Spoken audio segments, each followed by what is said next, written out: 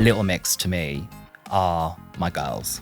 They're super special to me and super important to me. They still give me my favourite moment. Oh, right. And I think it was just a bag of gang. Oh my God, it was you that did that. Yeah. One Direction was a once in a lifetime thing to work on, I think. I mean, when you put a record out and it could be #1 in 90 countries within 5 minutes, like, I'm not sure it gets much bigger than this. Like, it's kind of like, this is probably the biggest thing I'm ever going to do. You haven't even mentioned people like Your Girls Aloud, Your Scissor Sisters, RAYE, you know, it's amazing. As an LGBTQ person, you've had to fight for your authenticity. And I think that they identify with artists that have done that as well. You know, people talk about being an ally. It's like those artists are allies. What does it look like in 10 years' time? The industry, what does it look like? I presume that, you know, they're going to be bringing back dead artists. They're going to be creating new music and new videos, and we'll be going to watch Elvis Presley and Michael Jackson again, and like they'll be back like somehow through AI. Probably not in 10 years' time, where We'll you're going to be just a hologram on the beach somewhere. But, Hi there. Welcome to the Blind Talent Music Industry Podcast, Simon. Pleasure to have you. Thank you for having me. Thank you for making me come all the way to Hawley. Hooray. Well, looking back on your story, Simon, I was kind of blown away by some of the bits, actually, as in there's some amazing stories in your journey. So I would love to go right the way back. You know, this is before sort of all of the massive artists and talent that you work with now, but I'd like to really get back to the beginning of kind of where did it all start for you? Well, when I was a kid, I was always obsessed with like pop music. Right. So I was obsessed with pop artists at the time, like Madonna and Janet Jackson. I mean, we're in Madonna now, yay. Yeah. Oh, man. Madonna, Janet Jackson, 5 Star, like all those 80s pop acts that I was late 80s pop acts I was completely obsessed with, Bananarama, like all of those. Yeah. So I always wanted to work some way in the industry. You know, I used to get smash hits and #1 magazine every Wednesday from the newsagent. I came from a really small village in Norfolk, so really that was my only access to pop music. You know, there wasn't internet then. So I would just get those pop magazines and devour them every week and just be obsessed with the industry. So it kind of stemmed from there. And then when I was 15, #1 magazine, which in case people don't know, was like a really big pop magazine at the time. There was like #1 and Smash Hits, which were the two big like rival teen magazines. And #1 magazine ran a competition to create a group in association with Sky TV. And the whole thing was filmed. It was a bit like Pop Stars. And so I applied and auditioned and then got in the band when I was 15. And then just before I turned 16, we signed to Columbia and Sony. Yeah, and it didn't work out at all. Right. It was a complete bomb. But were you the lead singer? There was 2 boys, 2 girls. It was like a sort of, I guess, early steps thing. Right. There was a band called All Stars, wasn't there? It was a bit like that. It was a bit like All Stars, yeah. It was very much that vibe. So this brought me to London and kind of introduced me to the music industry in like a really big way because, you know, we were doing showcases for Sony and going on like Saturday morning TV and in the broom cupboard with like Philip Schofield. And do you know what I mean? So we were doing all that kind of stuff. And like then we released our first single and it completely tanked and then it all went really quiet. Right. So that was a really good lesson about the music industry. Yeah. That like no one was getting back to me. Like I had no idea what was going on. Then I heard that we'd been dropped by the label. Because I was from such a small place, it was such a big deal that I'd done that. So everyone knew about it. And of course, when it all completely tanked, it was like embarrassing. So then it was like having to be back in my local town known as like the flop pop star. Right. So it was just like, okay, right, that's happened and I just need to move on from it. But what it did do is introduce me to some people within the industry. Right. So when I then came to uni after that, I came specifically to London. And obviously because I knew people, I was able to get work experience within the industry. Right. And I did some work experience at a management and PR company. And after 2 days of the work experience, they offered me a full-time job. Wow. Which now looking back on that is another crazy thing. It's like, who does what? How does that happen? Yeah. And then I got a full-time job after the 2 days.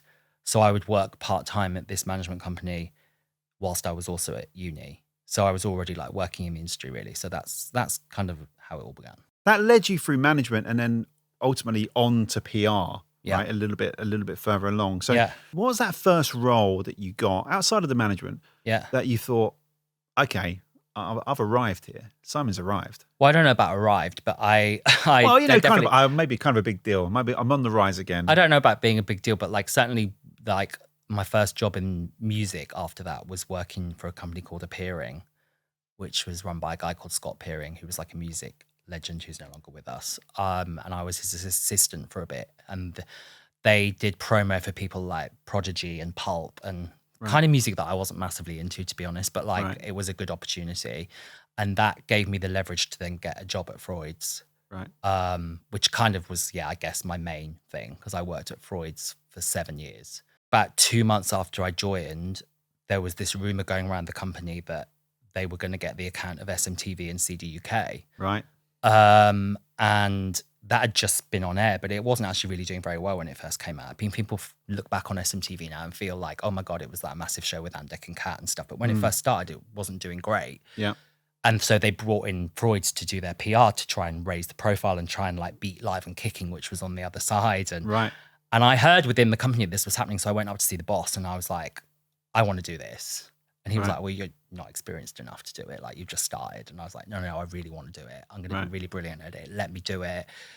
It was a pop show. It was CD UK. It's like, it's everything I loved. So I was like, please let me do it. And I basically harassed them into letting me be the PR. So they gave it to me. And I can remember going down on set, like on this Friday when they did the rehearsals, to meet Ant Dec and Kat Deely, who were hosting at the time, and all the production. And I felt like a bit of a fraud because like I didn't have that much experience, but like I knew I could do it. And so, it was kind of weird, like meeting them and being like, I'm your new publicist. I mean, they must have thought, who's this young boy? Who the hell was this? Who are they sending? And I'm sure they had reservations about it, but I quickly proved like I could do it. That relationship with Ant Dec and Kat Deely, is that sort of continued? My relationship with Ant Dec is probably my most important professional relationship, really. Not in terms of that they're more important client, just in terms of like the length of time I've worked with them, because I still represent them now. So we worked together since that day I met them. That's amazing. And now I'm still their publicist now. So like, we're a very tight knit team and we're like family. I mean, massive congrats, because I remember obviously sitting in Ant Dec, I'm blamed, right, all right the way through to absolute national treasures, which is what they are now. And it's not been a free, easy run, has it? It's not been super, super easy the whole way. It's been a few ups and downs. No one ever is. No, but that's part of the journey. It's why PRs like yourself are so in demand for good ones, understand that, and I guess have a sensitivity to that. But we're going to come on to that in a bit more. But was there a moment in your career which felt like your genuine big break, as it were? I think it's that. Like, genuinely, I would think it was when I got on SMTV and CD UK. Because the thing about doing SMTV and CD UK was that it introduced me to so many other people. So when you'd be down there, because I was sort of part of the production team, all the acts used to hang out in the cafe backstage, like down at LWT. Like we had a magazine, which was part of TV Hits Mag, CD UK magazine. So I would help run that for them, and I'd bring the acts in, and we'd do the cover shoots down at the show. And there was so many people that I met through that show that actually helped boost my career as well, because I met clients on that show that I ended up doing their PR because I met them down at CD UK. I was going to say, you must have met pretty much every pop star, met everybody pop down plugger, there, literally everyone. label. I still see people now. Like we did, Mighty Hoopla was this summer, and Daphne and Celeste were on. My God, who I used to know, and we used to sit in the cafe and like laugh when they were releasing music and stuff. And I've not seen them for like 23 years or something. And then I saw them down at Hoopla, and we were like, "Oh my God, hi!" It's like this is so weird. I haven't seen you since like the year 2000 or something. Like it's like so bizarre. And they're like, obviously, I still remember them as being like teenagers. And I remember them being on the box. So I started the box in 1997. Fairly confident Daphne and Celeste were on the channel at that point. Yeah, I'm sure they were still that late. You, your mama too, late and your 90s daddy. thing, wasn't it? Yeah, I'll forgive you the meta. I'm not going to see that properly. It was it was funny to see them again. But I met loads of people there. So I feel like that was really pivotal for me. Yeah. And it also introduced me to all the record labels who were down there, because obviously all the pluggers and marketing people were always down there. You meet so many different people. So you kind of like was such a baptism of fire in a sense. Yeah. So that when I was at Freuds and I went up to them and said, I want to set up a music division because they didn't do music. Right. Obviously, we did CDUK, but it was a TV show. Sure. Yeah. Yeah. They were like, well, we don't do music. And I'm like, I know, but I want to do music. Yeah. Because that's what I love. Yeah. And I think, again, I harassed them with Jonathan, who ended up becoming my business partner at Freuds. We kind of harassed them to the point where they were just like, okay, if you want to do it, go and do it. But like, we're not helping you. Right. Like if you want to do it, over to you. You can go and get the clients. You can pitch for them. If you can bring some clients in, great. So we were like, okay, cool. Brilliant. And we went ahead. And so who was your first music client? Probably Blue. And at the same time, around that time, Jerry left the Spice Girls. Right. And because Jerry had a relationship with the senior people at Freuds, that got passed down to Jonathan and I as well. Right. So it all sort of came together at the same time that we got a few music people. So it was like around It's Raining Men. It was way before then. It was the day she left the Spice Girls. Oh my God. So right the way back to the... so we started... What was the song on the boat? The Chico Latino. Yes. I mean, the gays are crazy from a Chico Latino. So yeah, at that time, like we were sort of pursuing getting acts like Blue and Mystique and other big pop acts at the time. But at the same time, Jerry came to us into our department as well. So we ended up doing Jerry from the day she left the Spice Girls right up until the third album. Wow. Okay. So you was right away across that journey. Yep. The whole thing. When I looked through roster, past and present, it was just littered with every huge pop act, really. Tell me a few that you work with that you know, that you thought, okay, of all the people I've worked with, I would say these guys or these girls were definitely like up there with my favorite clients. Maybe not favorite, maybe that's a bit unkind, but I mean, it's really difficult to play favorites. Sure. Don't play favorites. Just select like five that you come to mind. I could say people are special for different reasons. Like Little Mix to me are my girls. Yeah. And I adore them. I still work with Jade and Perry now. Yeah. Still love Leanne. And so they're super special to me and super important to me. Like they are, they're my girls. I mean, so I can't they're amazing as well. And they are amazing. I mean, they still give me my favorite moment. I think it was on when we filmed them at Channel 4 and they were doing the accents. Oh, right. And I think it was Jess that done bag of gang. Oh my God, it was you that did that.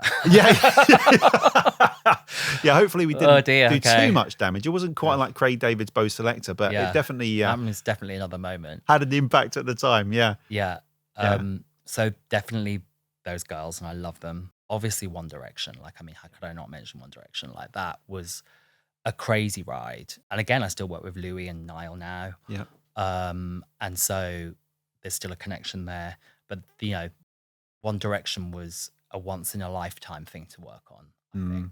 Like, we can come on to it later, but there were so many moments within that where there's so many moments within that where you could be like, well, I'll never do this again. Yeah, it was a crazy. I mean, we was only I only really was involved from a TV and filming perspective, but even when we ever filmed them, it was just pandemonium. I mean, when you put a record out and it could be #1 in 90 countries within 5 minutes, like, you know, like it's on another level. It's ridiculous, and I imagine you had a fair few pinch me moments during that phase. Like loads. Yeah. Is there anything that particularly stands out as a whole? I think that when we did the premiere of their movie, which was in Leicester Square, and I remember being on the tube in the days leading up to it, and there were posters on the Underground that said that they printed out, you know, when London Underground do those posters saying, please avoid Central London and Leicester Square and all of Central London on this day because it's the One Direction premiere. And I'm like, oh my God, this is insane. Like this is like on TFL. Yeah. Like they're that worried about how many people. And it was the biggest premiere that London and the UK has ever seen in terms of its size and numbers. And like, I remember being in the car with the boys on the way there and kind of thinking, I'm not sure it gets much bigger than this. Like, it's kind of like, this is probably the biggest thing I'm ever going to do is this premiere. The biggest band in the world doing the biggest movie premiere in the UK.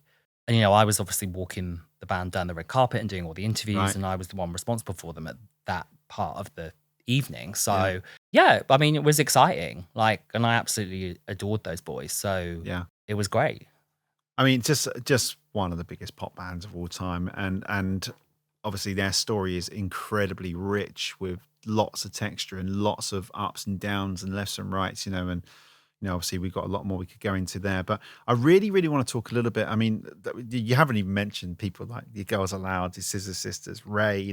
I mean, it's amazing. I love all of them. Like, RAYE, like, it's got a massively special place in my heart because I've worked with her for the last 10 years now, and that's obviously been a huge journey. And you've seen everything. It's really interesting. I was talking to someone about RAYE, and I was saying that I remember we both shared a very similar experience at the very beginning of RAYE's journey. Yeah. So we booked her for The Great Escape, I think it was. We had a stage at The Great Escape, and we put her on very, very early doors. And I think we'd also done something like a fresh music thing on Channel 4 as well. It was one of these fresh music things. But I remember at the time, it's very early, but I remember just feeling a bit like something not quite right here. Don't know what it was. It was Roman, who was the guy I was talking to, said the same thing. He said it felt like there was a bit of disconnect between her and her people at that point. Now, whether it was the brand or whether it was something, I don't know. But it was interesting we both said that. But RAYE, she went from being like quite an underrated songwriter, I think is fair to say, trapped in this major label system, and that which isn't right for every artist, obviously, to now just killing it at the Brits, owning the charts, just fierce, in everything that she does, and it almost feels like she's the artist she was always meant to be to me. But 10 years on, yeah. But why did it? In your opinion, why did it strike such a chord? Why did all that recent narrative just really strike a chord in the industry? In general, why people resonate with that story is because of RAYE's authenticity and the fact that they can see somebody that desperately wanted to put their project out, someone that desperately wanted to release an album and release a body of work and wasn't allowed to. And so there was sort of an injustice within it that I think people, got behind and sort of thought, we're going to be in your corner on this. Yeah. I mean, it is a bit of a weird thing with some labels where they don't understand the value of releasing a body of work and releasing an album. Back in the day, it was always very much like, no, we need a hit. Yeah. And we're going to keep going to get a hit and once we get a hit, we'll release the album. Yeah.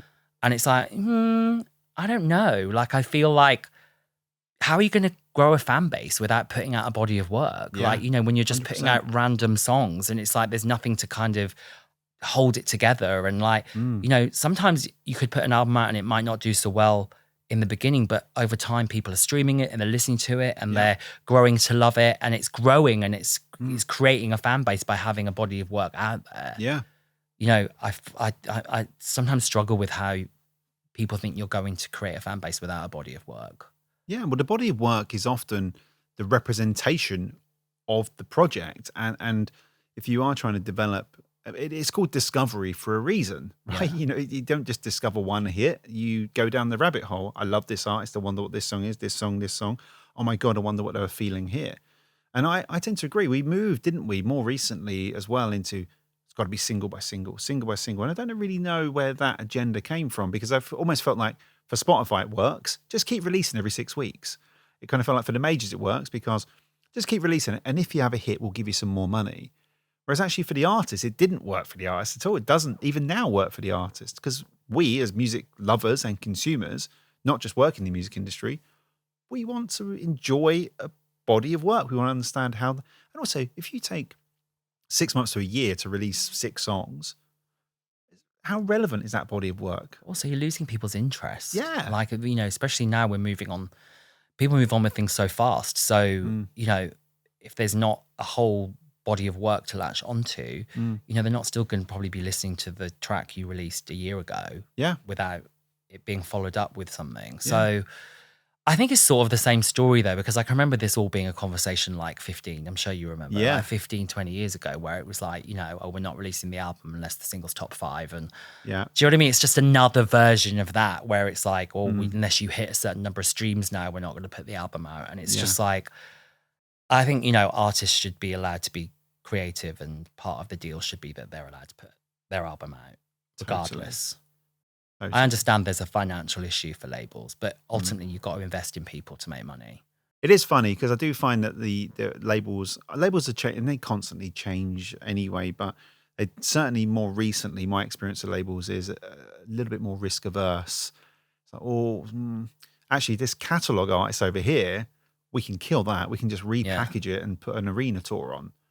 It just seems more of an obvious choice for them. I think it's difficult to kind of do a one catch-all thing about labels, though. And that's not me being a PR, by the way. It's just literally like there are some labels that will buy into that or will have that vision, and there are some that aren't. And it's like it depends really who the team is and who you're working with. And as an industry, it's so vast. So there's certainly some people that believe in I think it's artists. more just the narratives that we hear often. I don't think it's necessarily just the labels, but I suppose those narratives come from somewhere, and maybe we rather lazily assume it's the majors. But certainly in terms of trying to help artists understand that it's kind of different as well. Some artists are very, like dance artists probably relevant just to keep release singles. If it's a really thoughtful, considered musician releasing a very intelligent body of work, fine, maybe that should be a body of work, like an album. Maybe it's a concept album. Doesn't work in isolation.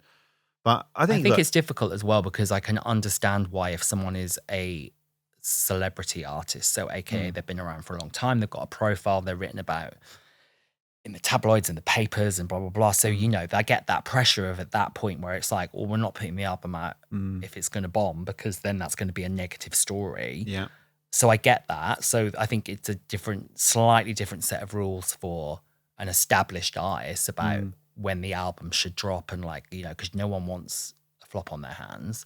But when it's an emerging artist and it's somebody that, they could put an album out, and if it didn't chart, it's not a big deal. Like, it's not like you're going to be reading about that on the Mail online. There should be a freedom in being a new artist that you are able to put your work out and present it to the public. Like that's one of the good things about not having a profile, is that those eyes are not on you. Yeah. In a way. Yeah, totally. And I do think as we move into where we are now, I think independence, there is a lot more independence in our industry. It's not just the free majors or subsidiaries of majors. It's genuinely lots of independents doing it through distributors and doing their own thing and having some amazing wild success. I mean, not all of them, but having some amazing wild success. But that's also where we're at as an industry, isn't it? So it's great, for people like yourself. Who would have thought now, if you had been, coming into the industry now as a 16-year-old, you strike me as the kind of person that would immediately set up a label and start to. Probably, who knows? Yeah, it's difficult to know what you do now as a young person. So let's talk a little bit about Louise. So Louise, I remember being a teenager, and Louise was obviously part of Eternal. I loved Eternal. I remember hearing those songs and thinking, okay, Just a Step from Heaven, for example. I was like, yes, banger, absolute banger. She kind of walked away from pop, like right at the peak. Have a family. Like, oh, okay, wow. Have a family. Decades later, she comes back, but what challenges did she face coming back? I'm assuming you were involved in that particular part of it. I started working with Louise just before she came back with the Heavy Love album. Right. We've done 2 albums now and a Greatest Hits in the last few years. I think that there's definitely a snobbery from the industry that want to box people into being like a heritage act. Yeah. So it's like, oh yeah, they're will do like heritage festivals and, what a classic pop doing a cover with them, and which is fine. I mean, by the way, I really like Classic Pop magazine. I think it's great, but like it's kind of like you're sort of boxed into that area, right? And I think what we were keen to do is be like, this is not a heritage act. And in fact, with the new album that we've just done, which was a top 10 album, which loads of people were like, oh my god, I can't believe Louise is in the top 10. Yeah, it's like, it's a really good album. Like, you should listen to it. It's like it's doing really well. We were like, even like I think the first couple of interviews, like the headlines were literally like, I don't want to be a heritage act. I'm not a heritage act. Like it was really important to get that message through that like this is a relevant record. It's produced primarily by John Shave, who just did Charlie XCX. Yeah. So, there's a lot of people that don't compute that the person behind Charlie XCX's Brat is the same person that's done Louise's Confessions. Yeah. Like, so, and they're both culturally relevant records, but of course, when you're an older artist that had a lot of success 20 years ago, you don't get the same level of respect or support from the industry. It's harder when you're that artist, I think.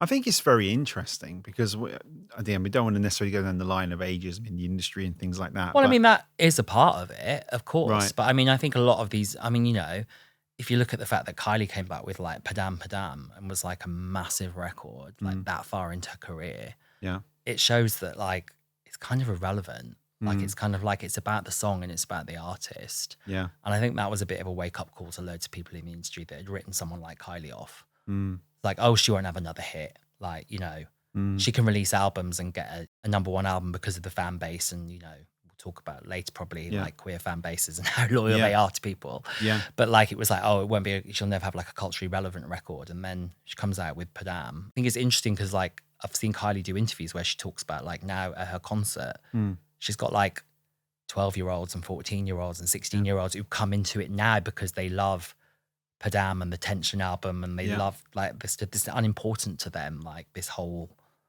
age nonsense. Well, let's talk a little bit further about just, I mean, you mentioned earlier about Little Mix and Jade, and obviously I know you've got Niall. Yeah. But pop history is littered with like solo acts that have come from boy bands, girl bands, mixed bands, and failed like hard too. But some of these artists are bucking that trend. And so why do artists like Jade, phenomenal artists, how do they buck that trend? Is it just about the music, but is it about how they present themselves?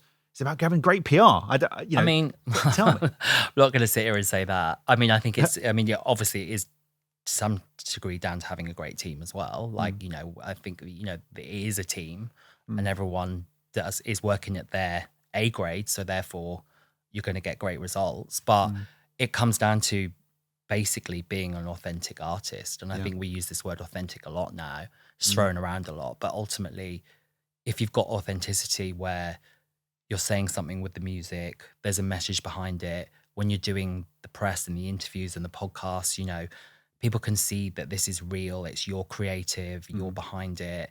There's a humor, there's a knowingness, there's people buy into that. Yeah. And, you know, I think sometimes in the past, you know, even if we go back to like 10, 15 years ago when certain people were trying to break out of boy bands and girl bands and stuff and it didn't work, when you look back on it now, they weren't really saying anything. Like, do you know what I mean? It's like, yeah, it was a nice song, but they came out with a nice pop song with a nice video. They didn't really say anything.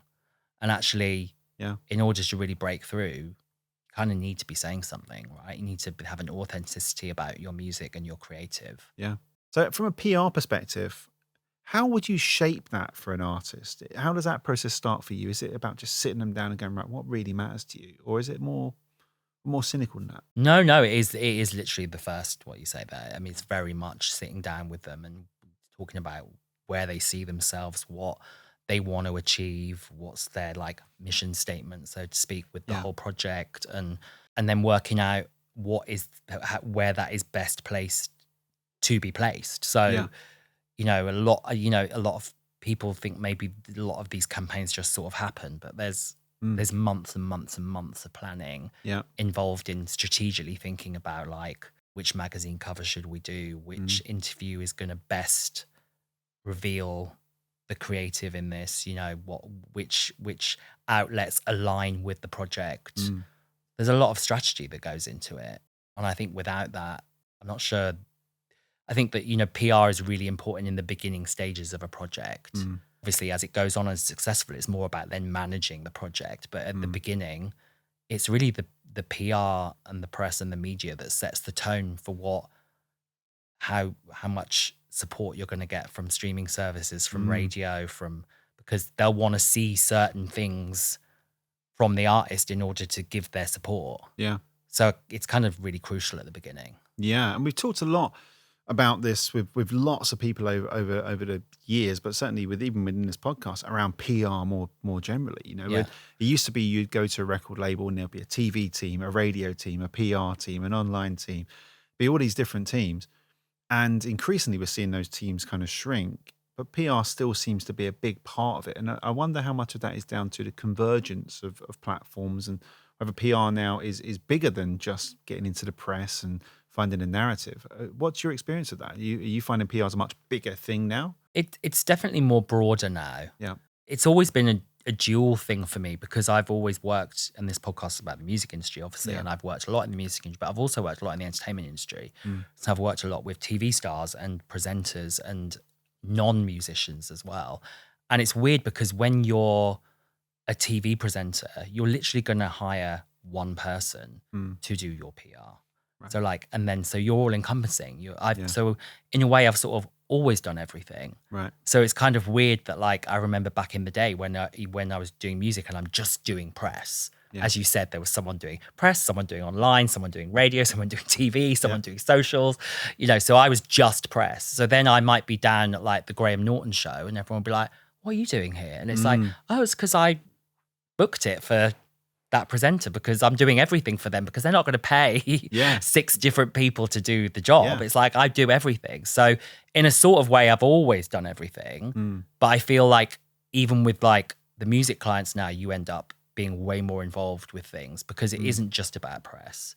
It's about the tone at the beginning, the biog, the socials, the strategy.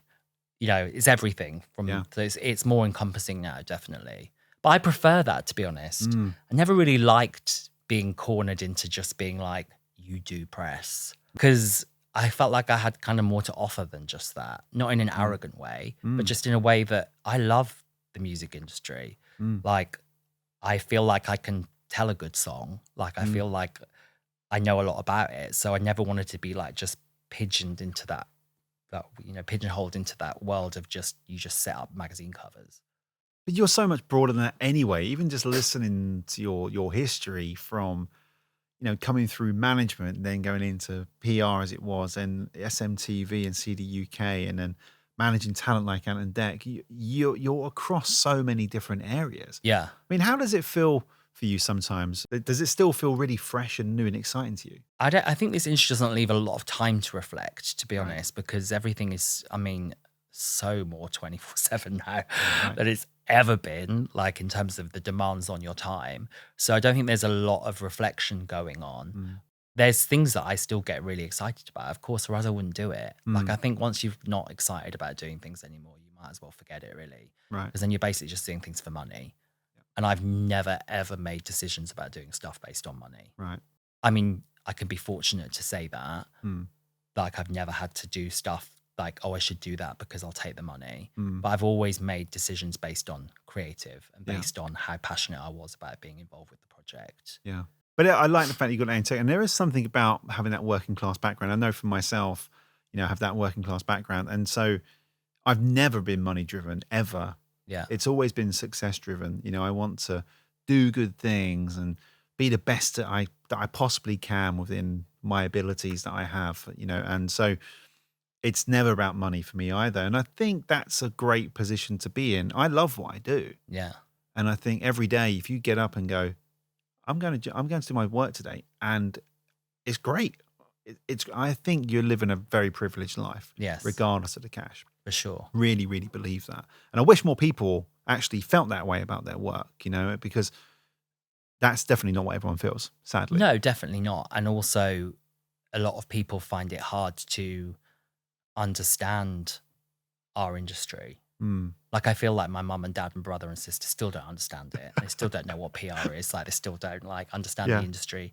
Like, they don't understand how full on it is on your time a lot of the time. Yeah. Like, for people that, work 9 to 5 jobs, that's work, and they work 9 to 5 Friday, and they work really hard, and that's what it is. And it's like, but they finish at 5 and then that's it. So when you're like on the phone and taking calls and like emailing, or I've got to go and do this on Saturday afternoon, or I've got to go to this event on Sunday night, they're sort of looking at you like, what? Like, that's why are you working then? It's like, because I'm always working. Yeah. I could be anywhere and be working because anything can happen at any point, right? But that's what you sign up for. So I wouldn't complain about it. No, I knew what it was. Right. I knew what I was getting into. Yeah. And you love it, and you've loved it for so long that it becomes second nature. But it's funny you say about your parents thing. I mean, I remember when I was doing the sort of at the peak, really, 2006 Head of Music. You kind of have everything, people taking you out for lunch and doing everything. And I remember my parents never really got it. They're like, what is it you actually do? And I was like, well, I choose songs and they go on the channel. But if you're not in the industry, everything is odd about it, really. Yeah, like I when you suppose say so, my yeah. job is I was choosing videos to go on a music channel. Yeah. Like, it's so abstract. Back when I was a kid, I would never know who somebody's PR was, who somebody's manager was, or who their stylist was, or I mean, I barely know who like wrote the records and produced them. I'd have to get like the sleeves and go through it all and everything. Yeah. Now, if you're like a fan of an artist, you know who everyone is, and they're so easy to track down because of social media. I don't think people understand a lot of the time. Just going back to what your actual job is. So. Oftentimes you're being criticized for things that you haven't even done, or like if it's nothing to do with you, or they don't understand, or some of the fandoms, and it's not any particular one fandom, there's across all different artists and genres, they'll be like, I can't believe that you allowed that story to go out and you copy approved it, what are you thinking? And it's like, do you actually think that I copy approve news stories? it's like I wish we copy approve news stories. It's like no outlet, like tabloid outlet, or gives you copy approval on their stories. Come on, be honest, Simon. If social media was around when you were 16, would you have been doing the same thing? Excuse me, I think you're fine. I don't know. I don't know whether I would have been as negative as a lot of it is. Right. But you're constantly being accused of things that you haven't done. Right. So that can be difficult sometimes, but you're never going to win it because they're never going to believe that you haven't done it. So like, it's kind of like, okay. Must be hard to take that personally after a period of time. I suppose initially when you get it comes through and you kind of feel a bit aggrieved, but then you move past it, I guess. Yeah. Like, I just think that they don't understand. They don't know what your job is. So what you're actually there to do. And also I think the fact that I've worked with so many artists for so long, that speaks for itself. These people wouldn't have you around if you were doing a shit job. It's a weird dichotomy because like the fans are so brilliant and they're so great at promoting the artist and they're so positive about the artist, but they get so passionately caught up in things sometimes that they don't understand what people's particular jobs are. So a lot of time criticism is leveled against you that it's not valid. Yeah. And that's just just them not knowing, as you say. But one thing which people will now learn is that we're in the company of an award-winning PR. So not just a PR. You're an award-winning PR for all the incredible work you've done for the LGBTQ plus representation, from Intention Records to producing Drag Queens of Pop. Do you think labels do they understand about queer fandom and how it's shaped pop culture? I think some do and some don't. Right. I think there's still quite a lot of pushback on queer fandom and understanding how important it is to certain artists. Do you know what I mean? I feel like, for example, Mighty Hoopla Festival. I've been involved with them for years, and then actually this year I was then the PR for the whole festival because I'm really good mates with the people that run it, and just felt like it was a natural thing to do. Yeah. But I feel like you get pushback from people looking at it like, oh, it's it's a gay event. And it's kind of a pop event, and it's sort of dismissed. Does it get dismissed? Well, I think there's a sort of snobbery about it. There was. Right. Like, it's like sort of, oh, it's nostalgia acts, and it's not credible, and it's not like, not like, like some of the festivals are seen as very credible. Yeah. But because it's like a gay festival. Right. Queer festival. Yeah. It's like, oh, it's boxed away. Right. But then this year, it completely exploded, and it was completely amazing. And how was the capacity of that? Oh, like 40, 50,000. Like, it's huge. Like, huge. And so, and the people that go are passionate about pop and passionate about their acts. And so I think people are starting to wake up to the fact that it's credible within our community. Yeah. This is what you don't understand. You're looking at it thinking it's not credible. But to our community, Mighty Hoopla is credible. Yeah. Like, it's our event. It's our space. We love it. And we love the people that come and perform there, and we support them. And we feel that love and support back between the crowd and the artists, and like, it's a magical space. And so I feel like there's been a lot of misunderstanding of like what the relationship is between queer fandoms and the artists. Yeah, and it seems ridiculous, really, doesn't it? You've got a 50,000 capacity festival filled with amazing pop enthusiasts. Seems like an absolute no-brainer to me. Well, I think people are understanding it now. And will that go bigger? Well, it can only go bigger, right? Yeah. Like, as more artists sign up for it and more people understand what a great experience and weekend it is, that, it can only get bigger. Yeah. Oh, I hope so. So you manage Bimini and Tia Kofi and work with the late and Tia the Kofi. Tia Kofi. Sorry. That's the pun. Oh, okay. Tia Kofi. Tea or coffee? Tia Kofi. Yeah. And so, tell me about managing those acts, but also working with the late and frankly amazing the Vivienne. Yeah. Would love to hear a lot more about the different challenges and how those queer artists tell their stories. You know. Tell me more about that. Well, it all came about for me in lockdown Okay. because I'd always been a massive Drag Race fan, like Right. since way back with the US show, and used to watch it religiously. And then Drag Race UK launched just before we went into lockdown. The series 1 went out and Vivienne won that series. Right. And they found themselves as we went into COVID without a manager, and they were introduced to me via my friend Jeremy, who was like, maybe we should like think about managing Drag Race acts together. And I mean, we were going into COVID, so no one had any idea what was going to go on at that point, did they? I was suddenly like, are all my clients going to stop paying me? Because everyone's running out of money and everyone's like, I don't need any PR anymore. We're not going to be releasing any records. There's no gigs. There's nothing happening. Right. You know, the arts did slightly fall out of the music industry, right? Yeah. So there's a lot of people quite worried about like, oh, what's going to go on? So this opportunity sprung up about getting involved with drag, which I was passionate about and love. So I started to manage the Viv in lockdown. And then season 2 came around, which Bimini was on, and Tia Kofi, and then various other queens. And so I started getting way more involved in like Drag Race and that side of the industry. And I wasn't just PRing them, I was managing and sorting out their bookings and, you know, creating strategies from them post the show. And I had a real determination, I've got to be honest, that like, if I was going to go into this, I was going to make a difference and make a change, because I felt that it was really unfair the way like drag is viewed. Like it was very much, again, we talk about queer artists being put into a box. Drag's put into a massive box. It's like drag's there.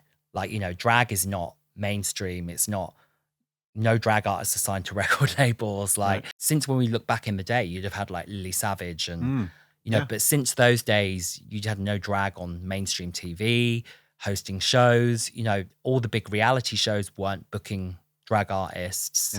I'm talking, you know, your Strickleys and your Dancing on Ices, and they weren't doing it. And so my thing was like, we've got to break these doors down. We've got to like go into this and like prove that you guys are superstars. Like you're not just someone that was on Drag Race. Like the Vivienne was an amazing talent. And I think that what you need to do is you need to find a lane, because so many doors are closed. There's no point going around banging on every single door because you're not going to get them open. So it's like find a lane and then bang, bang, bang, bang until you get that door open. So with Viv, it was musical theatre. Like that's what they always wanted to do. So everything was always building up to do musical theatre. So they eventually got the role on Andrew Lloyd Webber's Wizard of Oz as the Wicked Witch, which opened it all up. Then they were doing Chitty Chitty Bang Bang. Bimini was very much about music and fashion, and very much about wanting to get a major label deal, which they've got and still have with Sony. First Drag Race UK artist ever to be signed to a major label. Amazing. Tia, although she released music independently, was very much as well wanting to be like a TV face and loves Eurovision. So we were like, right, Eurovision is it. So we're like, let's go and see the BBC. Let's do digital content. Let's do everything about Eurovision. We did digital content for 3 years. And then this year they hosted a primetime BBC One special on Eurovision. Like, and there's a drag artist hosting that on BBC One. Brilliant. And it's like, I say all that to say, that's how you do it. You have to find your lane and then really hammer it and go for it. You have to be very specific. Because if you're just going for everything, it's not going to work. Yeah, I think that kind of laser focused PR and direction is clear. And I think it's actually what we see in the broader music landscape too, that people don't have that clarity on what they want, and they want to change things and want to change everything at the same time, doing everything. And it doesn't work that way. You need to combine those efforts, find the lane, as you rightly say. And I think that speaks to your experience as a PR, but as a music enthusiast, but also understanding the industry. It doesn't work like that. You can't just shoot everything and hope you're going to hit something. You got to go, right, I'm going to keep 3 years, you said. 3 years of developing content, building that Eurovision story, building towards it. That is patience, that's resilience, that's determination. That is also, I would say, just being really considered in your approach. This is the way. This is what we want to achieve. And I think what was so great about this year was that when the BBC did their press release announcing Eurovision, Tia was like, Tia Kofi is the digital presenter for Eurovision this year and like is a part of the team and is part of it now. And it's like we worked so hard to get there. Yeah. Like it was like at points it was like, oh, we're just never going to get. How did like, you it's celebrate that?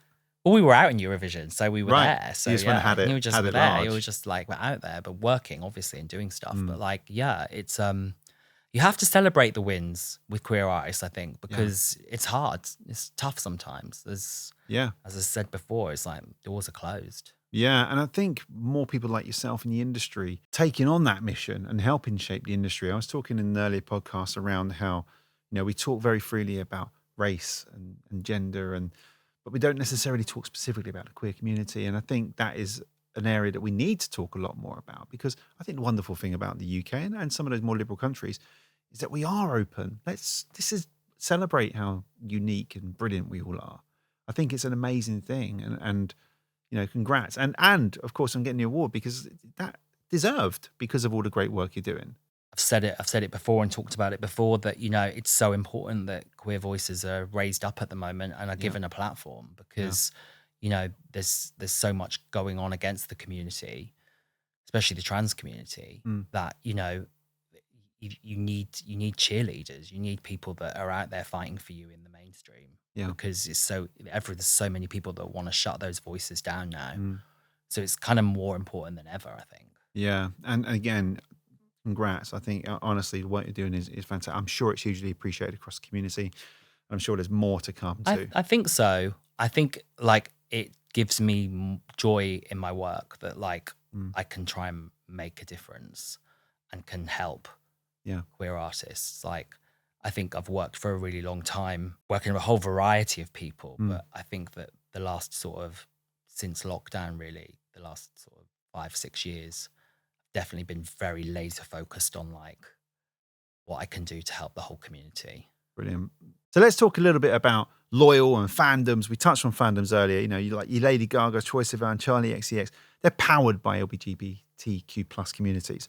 But why do you think, just very shortly, why do you think queer fans connect so fiercely with pop artists? What is it in your opinion? Why does that connect so fiercely? What a lot of people like who are outside of the community might not understand is that as an LGBTQ person, you've had to fight for your authenticity a lot of your life, especially coming back from like when I grew up, like, like I grew up in a tiny village. There was no gay people. Like I didn't know any gay people. Like I never met a gay person. Like it's just. But did like you know you were gay? Yeah, I did. And I think people knew I was gay. Like, I mean, come on. Like, it's not like it's like, oh, surprise, shock. I didn't know you were gay. Like sometimes when you're like sort of very front facing as an LGBTQ person, obviously you can get a lot of stick for that. And so like I grew up in those times. And I think that, finding your authenticity in cities or with your tribe, or a lot of people, whether they're gay, lesbian, trans, non-binary, bi, like, they've had to like find their identity and their authenticity outside of, I don't want to use the word norms of society, but you know what I mean? So like they've had to find their own lane. And I think that they identify with artists that have done that as well. Do you know what I mean? Those artists that you mentioned there have, again, an authenticity about them, a creativity. They've created their own narrative and their own lane. And like, when you think about, Madonna or Lady Gaga, or, even people like Chappell and Charlie that are doing massively well at the moment. These are people that have gone out there, have got an identity, have fought for themselves. And I think LGBTQ people can really resonate with that because they've had to do that in their daily lives. Yeah. Unless you're living that, sometimes you might not really understand that that's going on. Yeah, yeah. I bet a lot of people don't understand. But why would they? If you're a straight person that's just sort of always lived authentically, so your relationships were always authentic, you had no problem introducing your girlfriend to anyone or your boyfriend, or you've lived a way that has been totally accepted your whole life. I'm not sure that you give that much thought to the fact that I've had to create my own authenticity, as have every LGBTQ person. So, there may be not a lot of thought is given to that, that's why they resonate so, LGBTQ people resonate so massively with those characters. Yeah. And give them the support. But then you get the support back, and then it's like, okay, well, we're joined now. Yeah.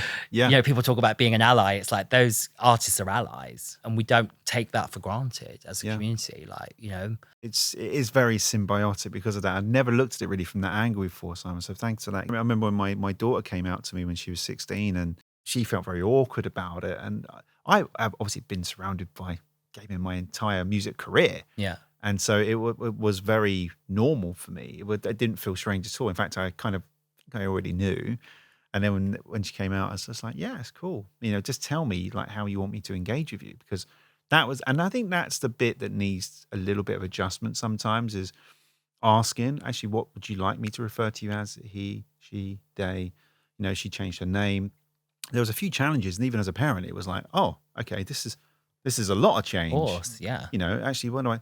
But absolutely amazing that she had her community. She had people in her life that she was leaning on and learning more about her own sexuality and her own kind of feelings. And I just think it's amazing, because that's the world we're in now, where you can live your own life. And I think it's amazing because it does just beautifully attach to music, because music is an expression of self. Well, also, there's no rule book for you as a parent. No. And how to deal with those situations, and how amazing that you're sitting there and saying that's how you did deal with it. Because for everyone that deals with something like you have, there's someone that's dealt with it in a completely different way. Totally. And so, you know, it can be very, very challenging for people to be authentic. But that sort of stuff is the kind of thing that I think there's still some education to be done, and still some things to be done in that area. But let's get on to a few more questions now. We're kind of getting to the sharp end of it now. Now, we hear a lot about, you know, things that people don't care about music anymore. You know, music's very secondary now. That's not true. We hear it, right? We hear it. We talk about, people say to me all the time, you know, music's kind of secondary. It's all about socials and personality and storytelling.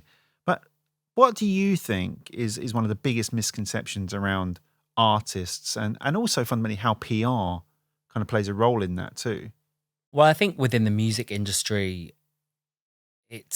there is a misconception sometimes that PR can like sell you records or make people stream the music. Like, because I don't know that I necessarily believe that just because you've read about someone, that means that you're necessarily going to go and listen to the music. Yeah. So maybe there's that, you know, misconception that, you know, doing loads of PR is going to equate to this many streams, which I don't think it necessarily does. I think going back to what we said before is that PR sets the tone. It's about the positioning. It's about where does the project sit? Who are you targeting? How is it helping you at streaming and radio and TV and socials? And how is it creating the landscape for where all of those things then come into? Yeah. So maybe there's that feeling of like, oh, let's just do loads and loads and loads of PR because it will sell loads of records. And I don't think it's ever really sold records.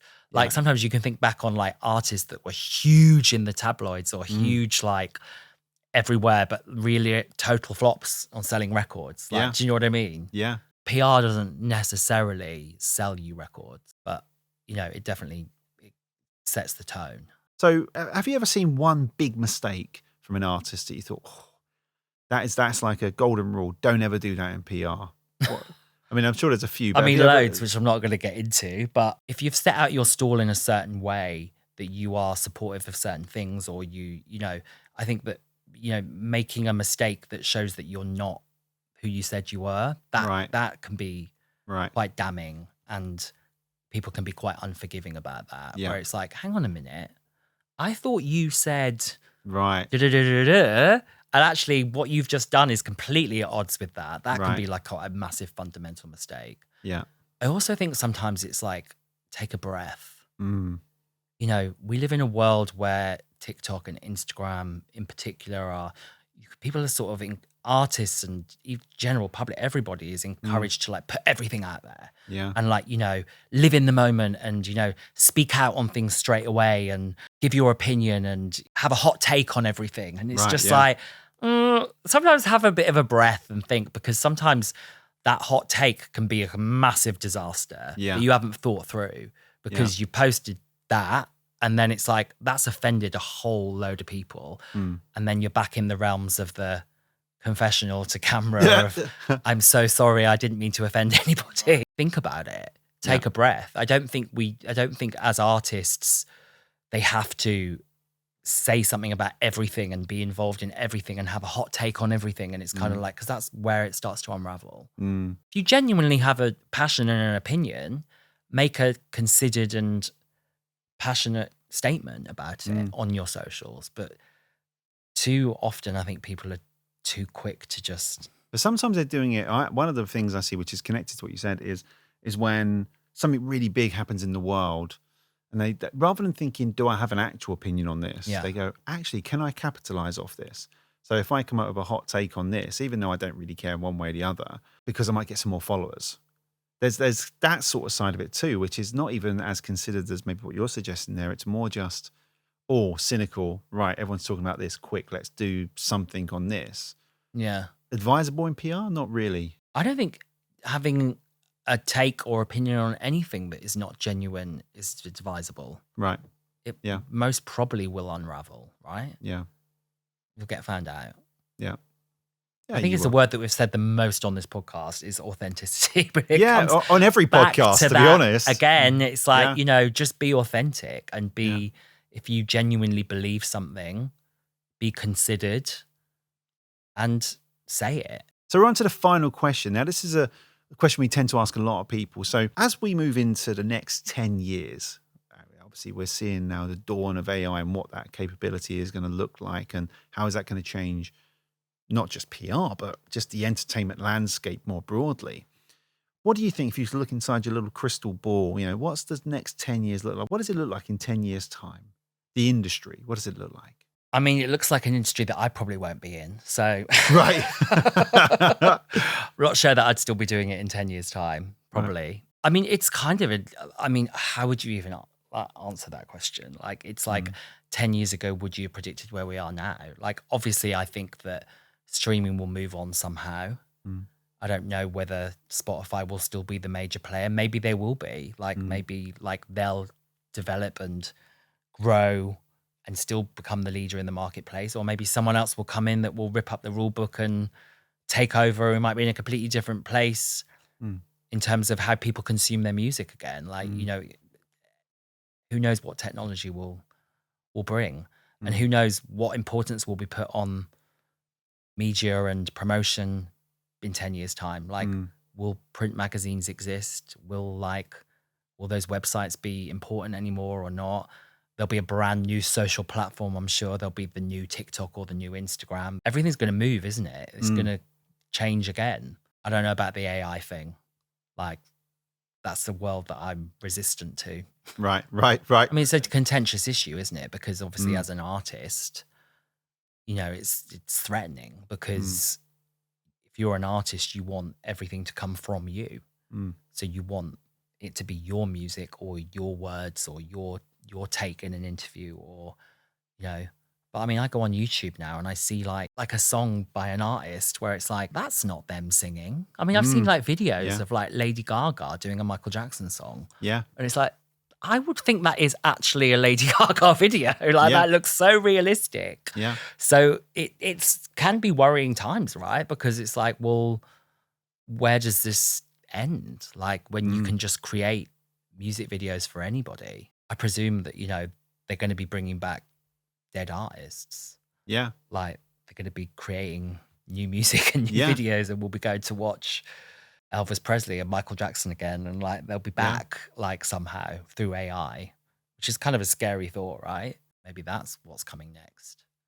Maybe record companies are not just making money from streaming back catalogs. They're literally creating the artist again and releasing new material. Maybe they're just streaming the actual artist and you have to pay to stream the actual artist to giving you a solo performance in your living room. That would be crazy. Yeah.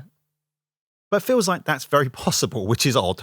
It is possible. And again, something that I don't really want to be any part of. Maybe that's just being an older person now that I'm like, it's fine. It's not for me.